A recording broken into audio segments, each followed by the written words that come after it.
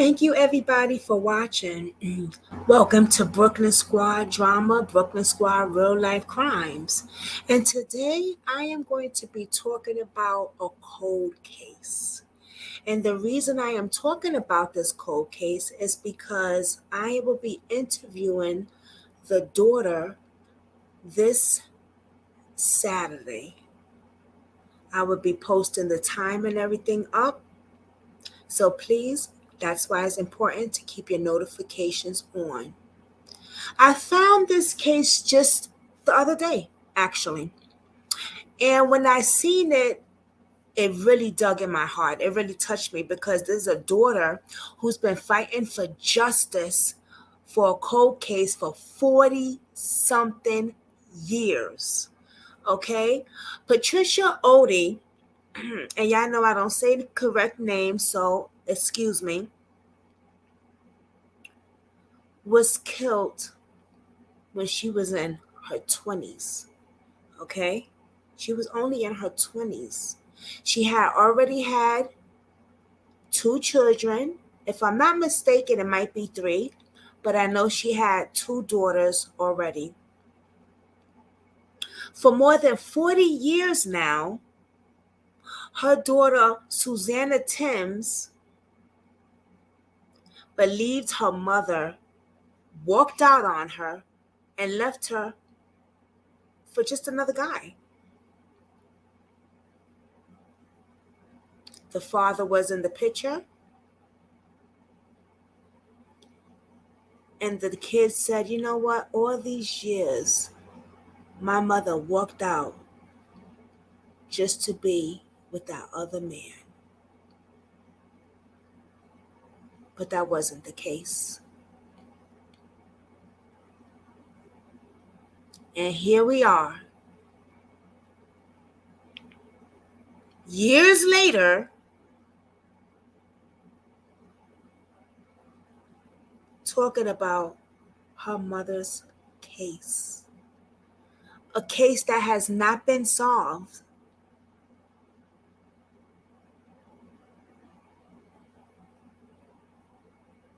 And I think this is important to speak out, spread awareness, and spread her name. Because her daughter is fighting and she is not going nowhere. She's fighting and she's fighting hard, just like she should. I want to show you something.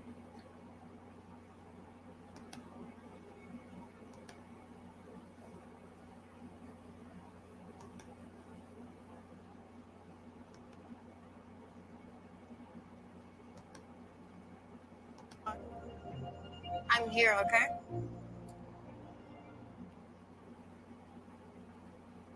Every Thursday, we bring you a part of our missing series here on News Nation, shedding light on missing persons cases from across the country that tend to not get a lot of media attention. This week, our case focuses on a decades-old mystery, 50 years old, almost, a longtime family who has gone without answers. Patricia Otto vanished in the late 1970s. Her husband, at the time, told her daughters that their mom left. But 2 years ago, her daughter Suzanne found an image of a Jane Doe online, and she said it was like looking in a mirror. Here now is a closer look at Patricia Otto's case and disappearance.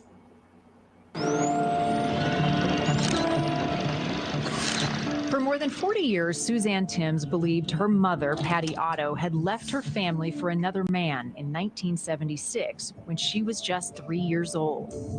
But she was haunted by a fight she'd seen between her parents the last night she ever saw her mother.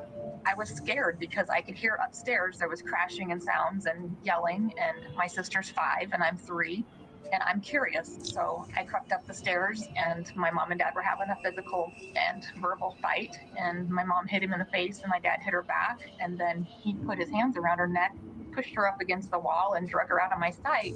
Her sister Natalie told her at the time her mom would come back, but her father, Ralph, said Patty was gone for good. He told family and police in Lewiston, Idaho, that his wife abandoned them. Police began an investigation. After a search of the house, Ralph claimed investigators were harassing him and complained about it to friends at a local bar. Dad goes into his regular old bar that he's been drinking in for years, and he's telling them that he'd like to get rid of this Captain Ayler who's harassing him, and that the bartender had previously said, if you ever need to get rid of somebody, I know people because I have connections. He was just trying to be cool. Ralph took him up on it, but that hitman turned out to be an undercover police officer. Ralph Otto was convicted of attempted murder and sentenced to prison, and died 5 years later. But on July 28, 1978, while Ralph was serving his time, a woman's body was discovered buried in the woods in Portland, Oregon. The description of the body was similar to Patty's. Police in Lewiston sent Patty's dental records for comparison. But the day before those records were being prepared to go out, another body was discovered in Oregon at Finley Creek. Lewiston police were told Patty wasn't a match, but could her body have been that of the Finley Creek Jane Doe? The Finley Creek Jane Doe's identity remains in question even today and is also the subject of several Facebook posts. Suzanne stumbled across one of those posts 2 years ago, and it changed her life. And I run across a unidentified Jane Doe forensic image, and the image is such my face that it literally pulls me out of bed, and I'm like, why would someone draw me as an unidentified Jane Doe? And I read the details, and it describes a short Caucasian blonde female wearing red pants and a white blouse, found 2 years after my mother disappeared. And I'm like, this isn't my face. This is my mother's face. Suzanne began searching for articles on the Finley Creek Jane Doe and made another shocking revelation. So she saw in a newspaper article the name of one of the hunters who had found her, and she recognized the name as her husband's grandpa. So she said, I think my father-in-law was there when the body was found for Finley Creek Jane Doe. So within the week, he went out to the site to see if he could remember all of it. And he said, yeah, I went right to it. And it looks, there's more growth there, but I remember it like it was yesterday. Suzanne believes the Finley Creek Jane Doe is her missing mother, Patty Otto, but she has no body. Oregon State Police closed the case in 1990, sending the remains of the Finley Creek Jane Doe to be cremated. A few remains were never found: her hands, an arm, and a pelvic bone. In the last 2 years, cadaver dogs have caught a scent near the gravesite, and Suzanne is hoping to find resources to sift through the woods for that missing DNA. Nobody so far anywhere has been able to extract DNA from cremains. We're just at this point where I'm begging somebody who has to have the information to be able to solve this case, because otherwise it leaves me with what? The hope that I think I found her? I think I'm not the only one who needs closure. Her parents are gone. My sister's gone. But I'm still here.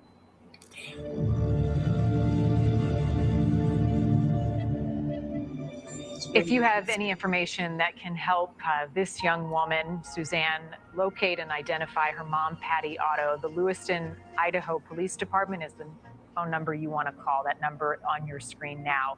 And right after today's show at the top of the hour, I'll be taking part in a live discussion. I invite you to be part of that conversation. A 30-minute live stream. Suzanne, Patty Otto's daughter, will be joining me live to talk more about the case, the evidence, and her own detective work in trying to find that closure that she so desperately needs. Join me at the top.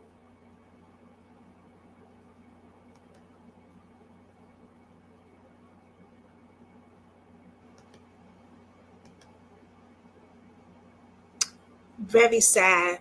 That really, really gave me chills. Wow. My prayers go out to her, really.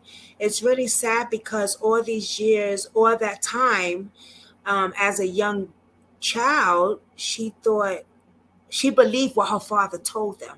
Your mom doesn't want to come back. She walked out with another man. Just imagine, as a young child, you really believe that, and then years later, you're trying to get justice or something so that your mother could have a burial, because your mother did not walk out. I couldn't even imagine. I give her so much. Whew. Wow, I give it to her because she was a baby. She was 3 years old. Her sister was 4.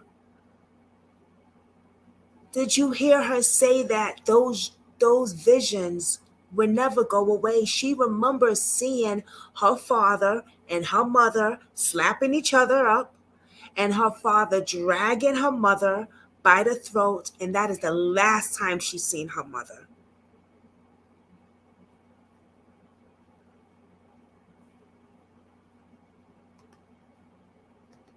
Take a look at this.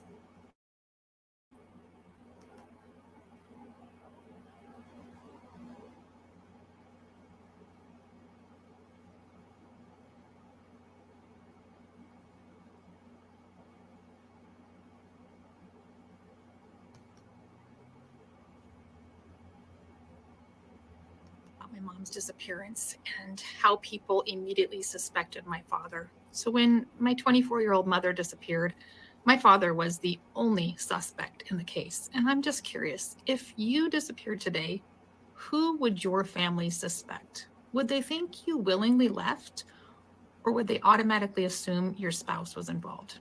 I know in my situation, my family would definitely not suspect my spouse.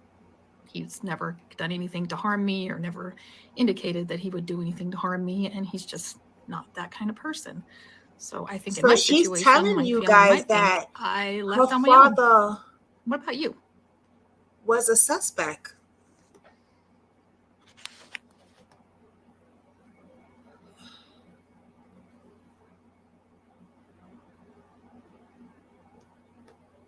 Jesus, I went too far up. No, I didn't.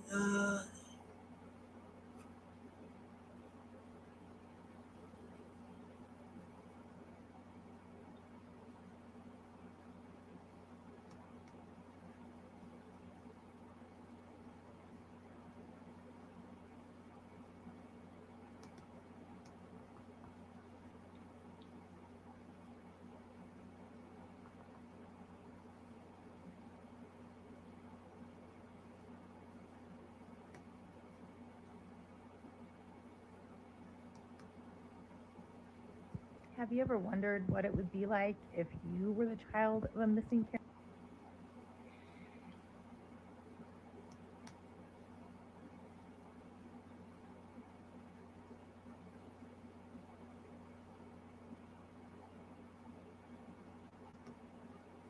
Good morning, Patty's Voice. I told you guys I was going to tell you about the psychic update, but let me get everybody caught up really quick. My mother, Patricia Otto, is a missing person from Lewiston, Idaho. She disappeared in 1976. My sister and I were 3 and 5 years old at the time. The time the psychic was called in is 1980. So this is 4 years after my mother disappeared. And around that same time, a 12-year-old girl disappeared in a nearby town of Asotin, Washington, just across the river from Lewiston. And my family was interested in having a psychic do a reading on this case. And they were able to get into contact with Dorothy Allison, who is a world-renowned psychic from New Jersey. And she's famous for having found the little boy in a green snowsuit. And she even correctly knew that he had his shoes on the wrong feet. So what did Dorothy Allison say in 1980 about my mother's case? All she was given was a paper that had my mother and father's birth dates on it. And this is what she read immediately. She said, there's legal problems in the case. She said, the suspect has something wrong with his leg. There's someone involved with the letter R. There's either a musician or a magician involved, which was interesting. The case will be solved in October. And then she asked if there was an archery range nearby. It's very interesting. She said, I'm not seeing a large body of water, but it's like a small pond or a creek. So let's go back through each one of those. She said there were legal problems involved in the case. Lots of legal problems. As we know, my father was the suspect in my mother's disappearance, but 2 months after her disappearance, he was arrested for attempted murder of the captain of the police force who was investigating mom's disappearance. That's pretty much a legal problem. Yeah. She said there was something wrong with the suspect's leg. That's also interesting because days after my mom's disappearance, my dad says he fell off a retaining wall and sprained his ankle. So he continued to have problems with his left leg. The letter R, obviously. My dad's name is Ralph. But in addition to that, the man that my mother had admitted to having the relationship with that spring was Randy. So there's 2 R's. And then she said there was music, a musician, or a magician involved. And what they didn't know at the time was the reason that Dad went to Van's Club to go look for Randy the night my mother disappeared, and Randy is the man that my mother had this relationship with, Randy was playing in a band at that time. So musician. So we've got 4 out of 4.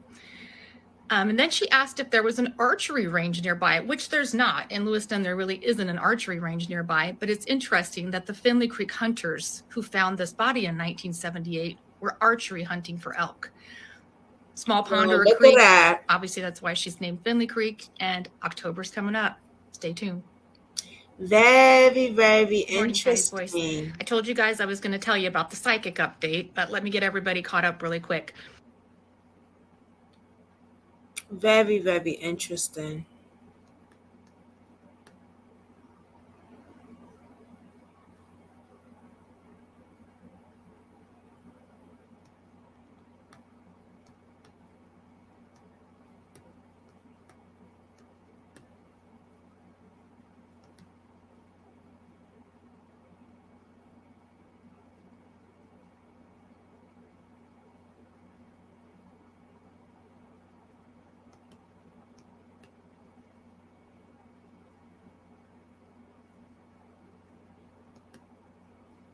Good morning, Patty's Voice.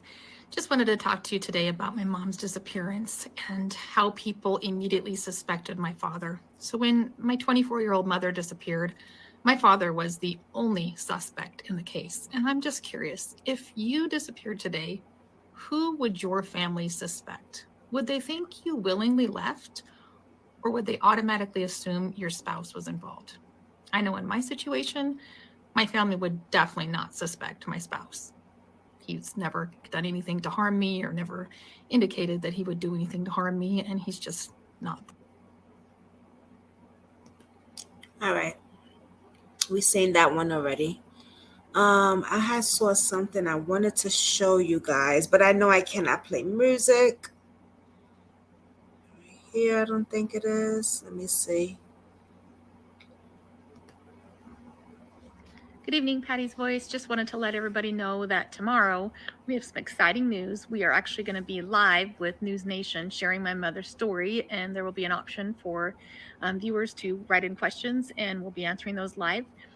After the show, there will be a Facebook Live as well. So this is an opportunity for the first time of my mother's story making national news, and we're just really excited and honored to be able to get her case out there and have it be heard. I hope you can join us. News Nation at 9:30 Pacific Standard Time. Thanks. Did you hear what she said? This is the first time her mother's case went national. Wow. I mean, that's a shame, because this should have been a really, really, really big case. It should have really been worldwide, first of all. Okay. But I'm glad that now she's finally able to get her voice heard.